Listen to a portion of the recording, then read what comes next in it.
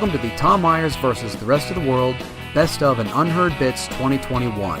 So far, Part 3. Here are more of our favorite moments, plus some bits that didn't quite make the initial airings. Joining me tonight are Jeff Hyson, Abby Mello, Michelle Wojciechowski, Linda Landeros, Gina Brown, Sydney Allen, Kay Chang, Sarah Roche, Reed Clark, Joe Gorman, and Walter Gottlieb. Welcome to Tom Myers versus the Rest of the World, the podcast that has officially lasted longer than Donald Trump's post-presidential blog. Fuck yeah. Derek Chauvin was convicted of the murder of George Floyd.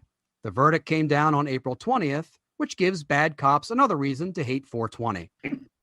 April 20, interestingly enough, is Hitler's birthday, so for some cops, the verdict will be a dark cloud on an otherwise celebratory day. It's fitting that Derek Chauvin was led away in handcuffs, with his hands behind his back covering his ass, as it will be good practice for dealing with his cellmate. Indeed. Liz Cheney lost her role as the House Republican Conference Chair, which is a role designated for the third highest ranking Republican in the House of Representatives. It will likely be handed to Elise Stefanik, who will have it taken away from her and likely handed over to Lauren Boebert. She will have it taken away from her and handed to Marjorie Taylor Greene. And with each handoff, it will become more acceptable to use the C word. Basically, the Republican Party has turned into a time bomb which will eventually explode to reveal it's actually a flaming bag of dog shit. Marjorie Taylor Greene looks like she's reading a subreddit dedicated to her, and every post is a photo of a cum shot on her congressional portrait. Admittedly, I should probably stop posting that image. Mask mandates are being lifted all around the country, meaning it will be easier to tell who is on crystal meth just by getting them to smile. Until July 4th, ride-sharing apps Uber and Lyft will offer free rides to passengers who are getting their COVID vaccines. Of course, there will still be a charge for the service of not having a driver who plays music from his band at a loud decibel level during your trip. Joe Biden is making his first overseas trip as president, thus marking the first time in 4 years that I didn't hope our Department of Homeland Security would put the president's name down on the no-fly list as a prank. Biden had his first meeting with Russian President Vladimir Putin during this trip. This also marked the first time in 4 years that a president didn't have to make a payment to keep his Russian hooker piss videos hidden. I should say those came from the allegations in the Steele dossier, also known as the Trump-Russia dossier, which haven't been proven yet. Juneteenth has been made a federal holiday thanks to both houses of Congress and Joe Biden signing it into law. It, of course, commemorates the anniversary of when the last black slaves were freed due to the Emancipation Proclamation. It received the overwhelming support of members of Congress. Only 14 Republicans in the House voted against it. Even my congressmen, Andy Harris, Marjorie Taylor Greene, and Matt Gaetz supported the measure. To be fair, it does make sense that Matt Gaetz is supporting something that has the word teen in it. If you're so conservative that you're against Andy Harris, Marjorie Taylor Greene, and Matt Gaetz, then you're basically buying black shoe polish and not using it to polish your shoes. If you're so conservative that you're against Andy Harris, Marjorie Taylor Greene, and Matt Gaetz, then you're hoping for a promotion from parking cars at the next cross-lighting ceremony to making the gasoline run.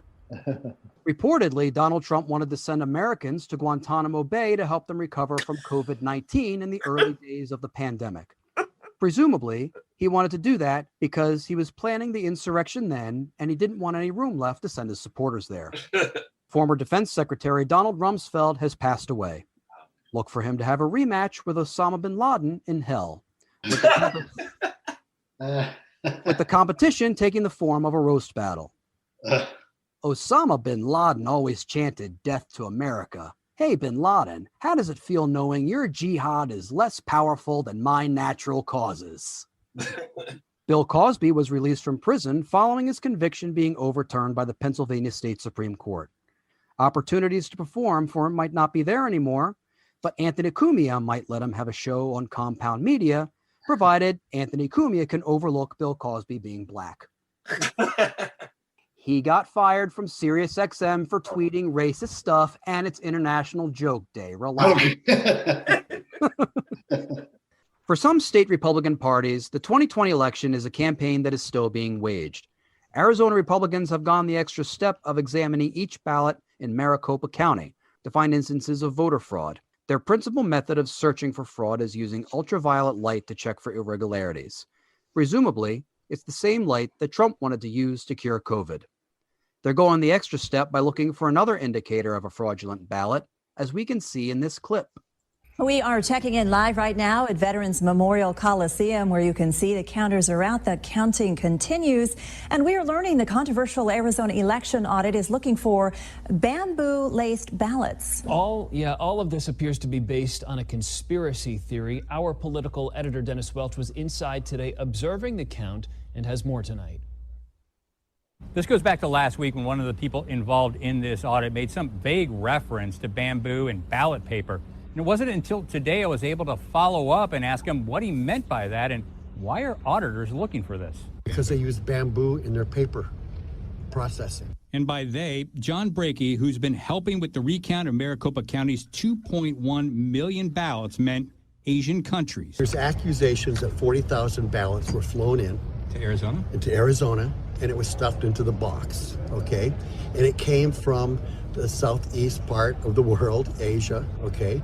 And what they're doing is to find out if there's bamboo in the paper.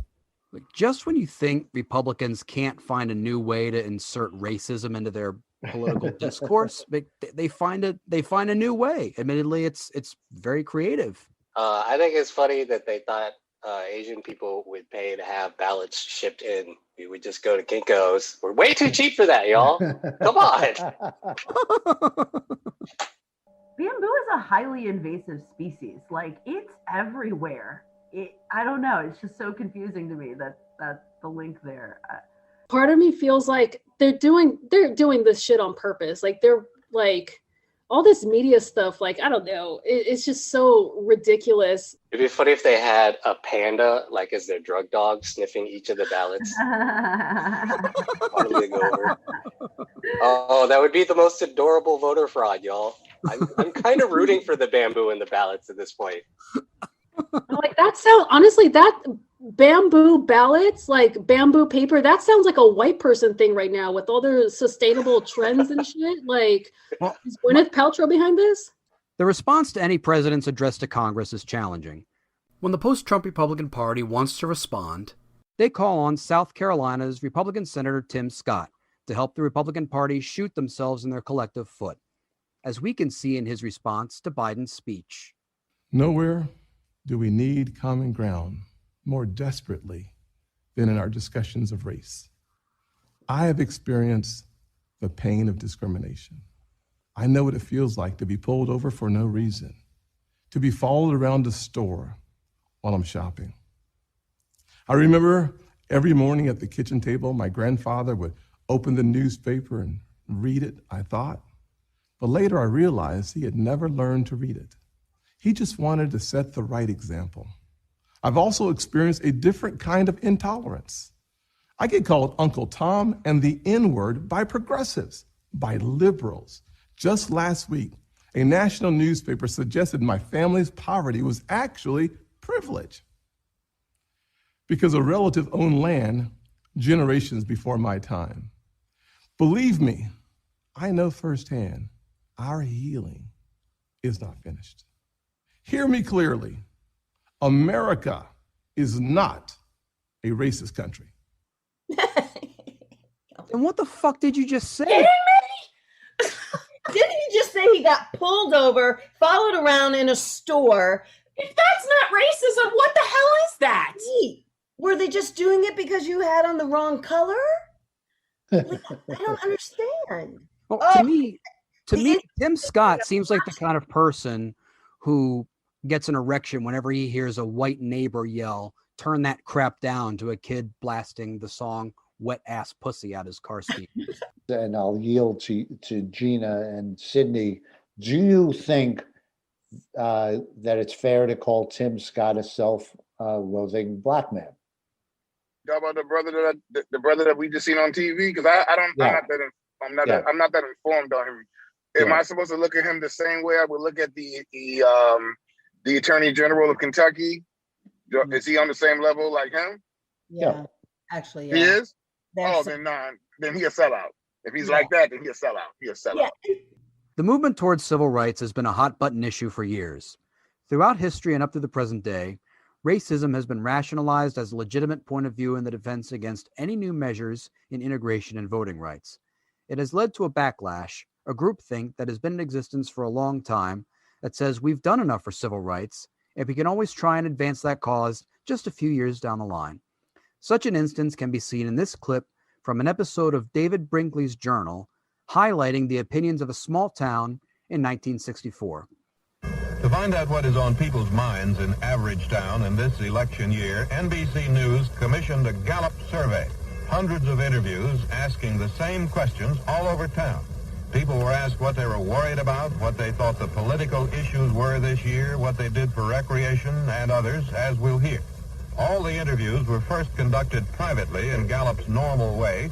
Then the representative sample were repeated with the cameras there. Some of the answers were remarkably candid. What do you think is the biggest and most important issue? Foreign affairs. Foreign affairs. Definitely. Definitely. Foreign affairs. Foreign affairs. This civil rights business, that can take care of itself. Do you think the Democratic administration is pushing racial integration too fast? Too fast and too hard. How would you feel about a law which would give all persons, Negroes as well as whites, the right to be served in public places such as hotels, restaurants, theaters, and similar establishments? In this respect, I would say that would be all right. But at all times, regardless of race, creed, or color, they must be ladies and gentlemen. When they cease to be that, they are undesirable citizens, and they should be thrown out. Period. Do you think such a law should or should not apply to small businesses like beauty parlors, barbershops? No, I don't think it should. Why don't you? All right. You want it for instance? I'll give it to you. Now, of course, right now I need a haircut. And I'll get my haircut. But you think I'm going to go to a barbershop where he's cut some hair and got that goo grease all over it? Got more grease than you get on a bear. You think I want that on mine? No. Would you be willing for the United States to engage in an all-out atomic war to stop the communists? Or yeah, sure. 100%. So everything you got when you got it. To put that clip into its proper context, that first woman they were interviewing, her son had just been killed in Vietnam, which is why she was saying that foreign affairs was a big topic for her. And that second guy, well, he's probably dead by now. They all are 64. I was this is an audio thing, right? But they asked two people who I definitely don't want to hear their opinion on anything. They couldn't have looked any more. Once I saw who they asked both times, oh shit, was the first thought that I got. And the dude who really needs a haircut, I think he definitely gives off my wife left me vibes. And that wasn't the first time he said too fast and too hard, you know. She left him for her brother, let me tell you. who had the Jerry curl, apparently. Who had the goo in his hair. Well, I think that video shows like how much of an automaton pollsters have to be. Like that guy just said something really offensive. Today, that guy are probably like, you want to go ahead and kneel for the national anthem? Fine. But I tell you what, we go ahead and have a Klan rally as part of a halftime show. That's what I think. And then the questioner has to be like, and what are your thoughts on school vow? Who cares? Like he just said something shit stupid.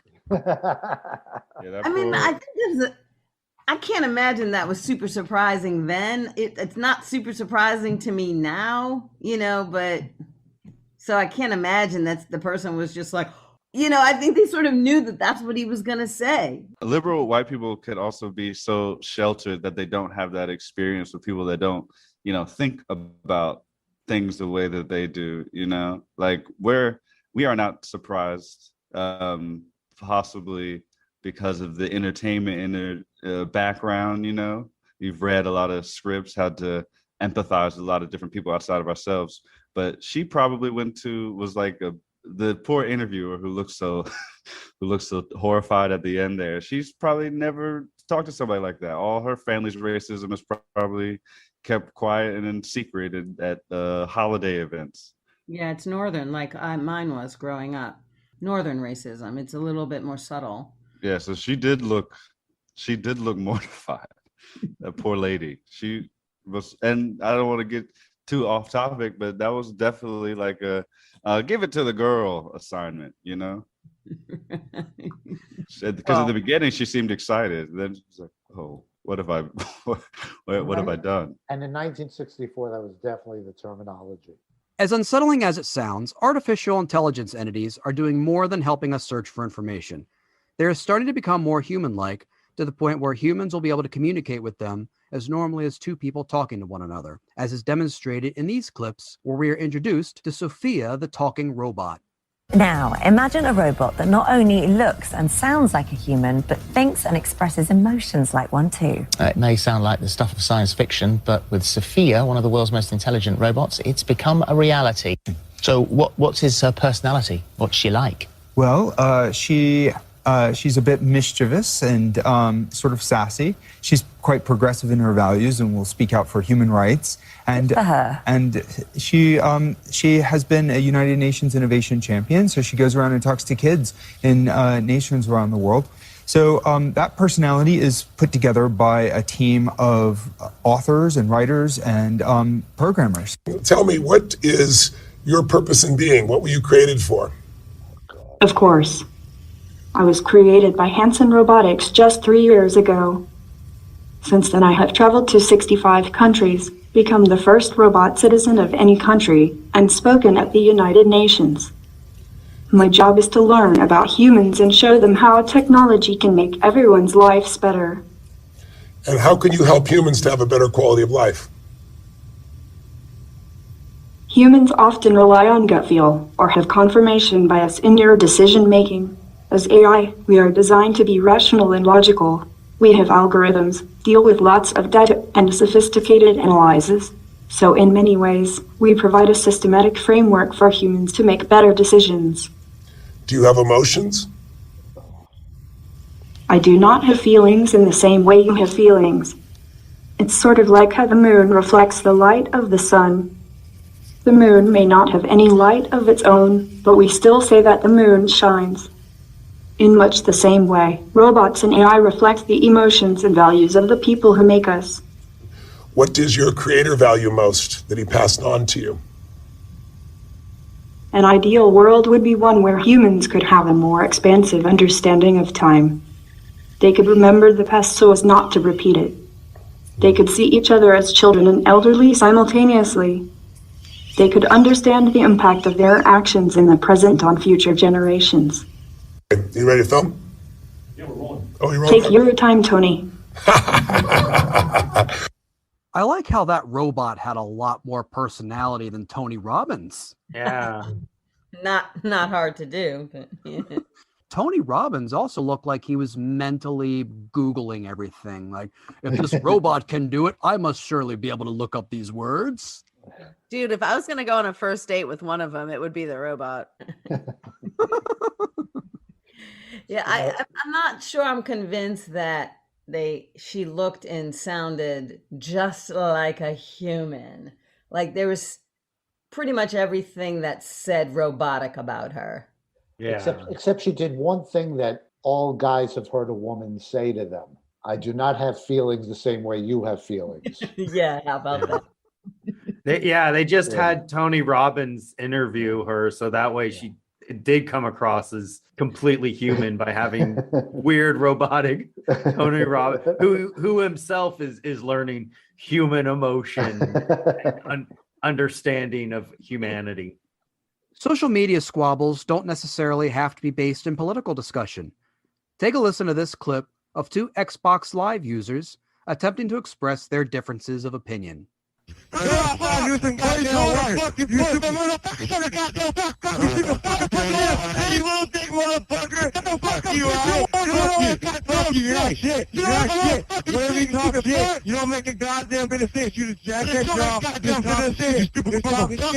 You're talking more shit in my ass right now. The only reason why you look so hard is because you're killing, bitch. I'm not a kid. I'm not a kid. I don't have a job. What the fuck is your job? You suck dick, motherfucker? You like your dick faggot? Sucking dick? Sucking a big fucking dick, you fucking pussy ass motherfucker? Your fucking elders. Why don't you respect your fucking daddy, you fucking pussy? How about that? Fucking elders, you fucking pussy. Why don't you keep it down for your mom comes in there and beats that ass again, queer boy? How about that? Oh. Mom's gonna come stop me. You goddamn donkey. Oh no, mommy's coming to stop me at my house. Oh. I think everybody can relate to what I'm about to say in that, like, I've listened to a lot of comics before and after shows talk about like playing video games, playing Xbox, and going on forums like this. And I have to say that fight is more entertaining than any of those conversations. Oh yeah. It went awry. Well, from the beginning, but yes, it definitely was something. I could barely understand in the beginning, though. They came in hot, which I thought was hilarious. They didn't build, no building. No, but also, I mean, I definitely picked up around pussy, and then right, it became clear around pussy. Yeah, I'm like, why do men, typically of a certain age, but some older guys, why do they always go towards pussy as an insult? And the mama, like what is up with the mama? Why do you have to bring mama into this? This is between y'all. Why are you bringing women involved? Like, what? Right. And then when they're really done, they go for queer, because that was in there too. Then they're like pussy, mama, queer. Boom. Yeah. Like, do y'all hate each other or like people around you? Like, what is it? Right. Well, that video was part of a video combined. That segment was about 20 minutes long. Oh my God. That was the least inflammatory part of that argument. Thank you, Tom. Absolutely. Because they dropped some like ethnic and racial stuff in there as well. But I mean, it didn't sound like they were leaving anybody out. No.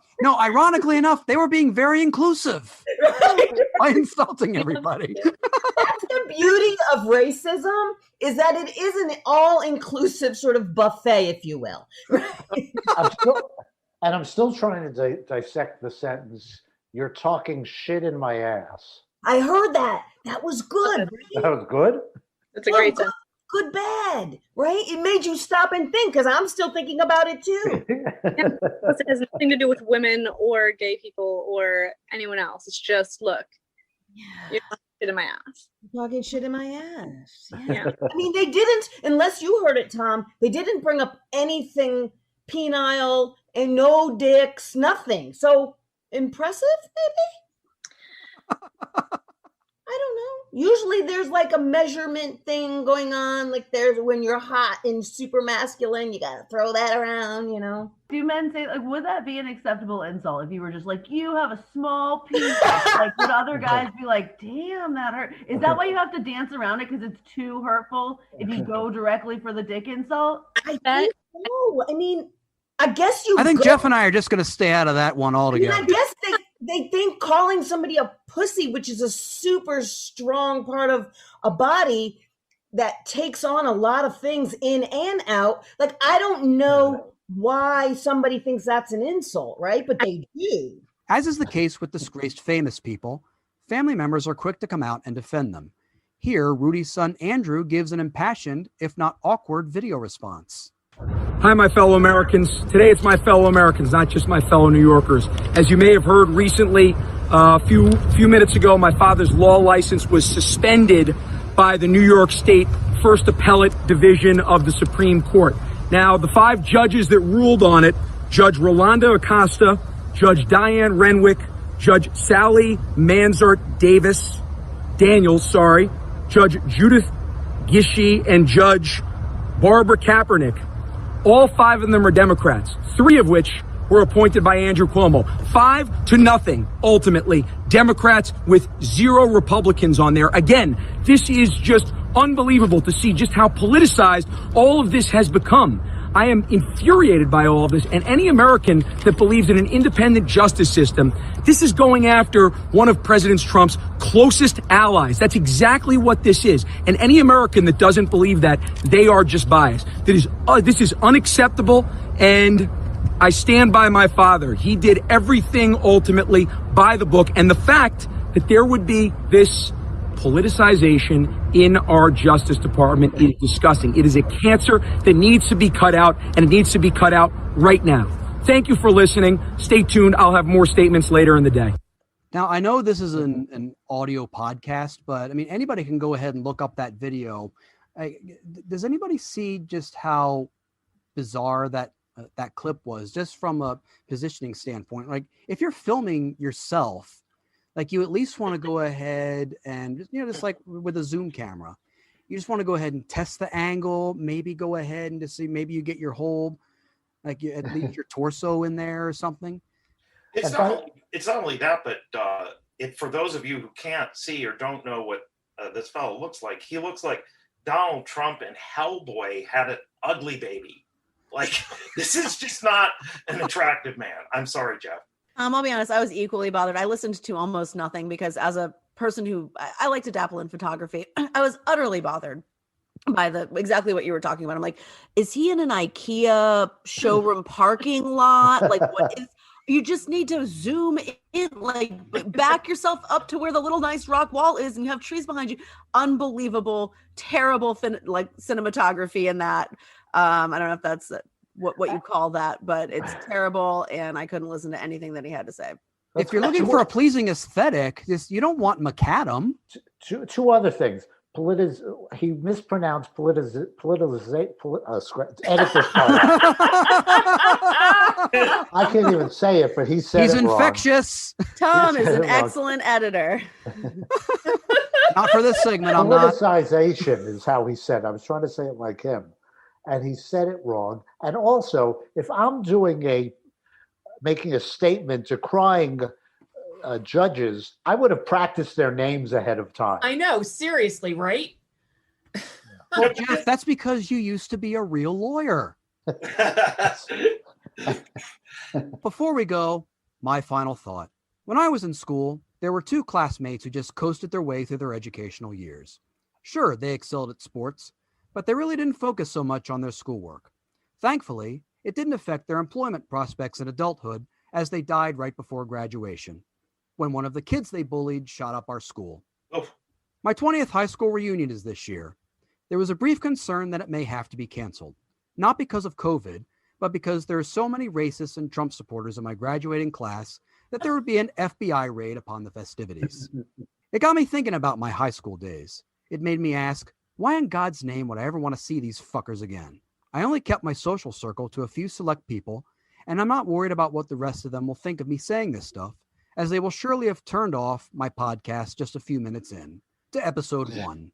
As there's a strong chance some of them will have been radicalized enough by social media to have some participation in the events related to the insurrection, I registered myself as a confidential informant with the FBI shortly before joining my class reunion's Facebook page. I'm not doing it to narc on my former classmates. I'm doing this for my own personal benefit and, subsequently, the better of all mankind. I'll turn them in and collect the Fed's reward money for each successful conviction, making it so that I can live comfortably in my compound in a penthouse, high above the hustle and bustle of people, living their lives while I relax in luxury, knowing that I will never, ever have to do this bullshit again. Oh well, one can dream. Happy International Joke Day, everybody. Good night.